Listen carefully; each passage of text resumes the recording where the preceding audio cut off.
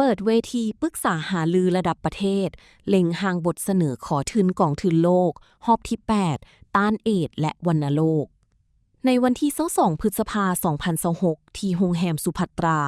กองเลขาคณะกรรมการประสานงานกองทุนโลก CCM ร่วมกับศูนย์ต้านเอดส์และพยาธิติดต่อทางเพศสัมพันธ์และศูนย์ควบคุมวัณโรคได้จัดกล่องประชุมปรึกษาหารือระดับประเทศ Country Dialogue for TB HIV อย่างเป็นทางการกล่องประชุมครั้งนี้ได้รับเกียรติเป็นประธานโดยท่านดร.ไพวันแก้วประเสริฐรองรัฐมนตรีกระทรวงสาธารณสุขและประธานคณะกรรมการประสานงานกองทุนโลก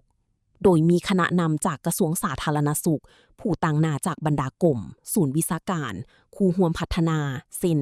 องค์การอนามัยโลก WHO องค์การ UNAIDS องค์การ USAID พร้อมด้วยต่างหน้าชุมชนและผู้องค์การจัดตั้งทางสังคมเข้าร่วมอย่างพร้อมเพรียงจุดประสงค์หลักของการจัดกองประชุมเพื่อกักเกี่ยมและระดมความคิดเห็นเพื่อเขียนบทเสนอขอทุนจากกองทุนโลกรอบที่ 8 Grand Cycle 8 สำหรับศกปี 2027-2029 ในการจัดตั้งปฏิบัติเวียกงานต้านเอดส์และวัณโรคอยู่สปป.ลาว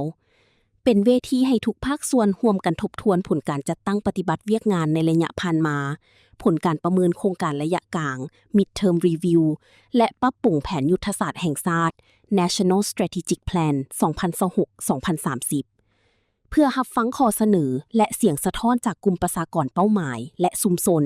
โดยแน่ใส่การลดพรความบ่เสมอภาพและเพิ่มทวีการเข้าถึงการบริการด้านสาธารณสุขโดยบ่ปะปล่อยไผไว้ข้างหลังท่านดร.ไพวันแก้วประเสริฐได้เน้นหนักให้กองประชุมสุมใส่การค้นคว้าและวางแผนยุทธศาสตร์อย่างรัดกุมโดยเฉพาะการกำหนดกิจกรรมบุริมสิทธิ์ที่สอดคล้องกับสภาพความเป็นจริงของสปป.ลาว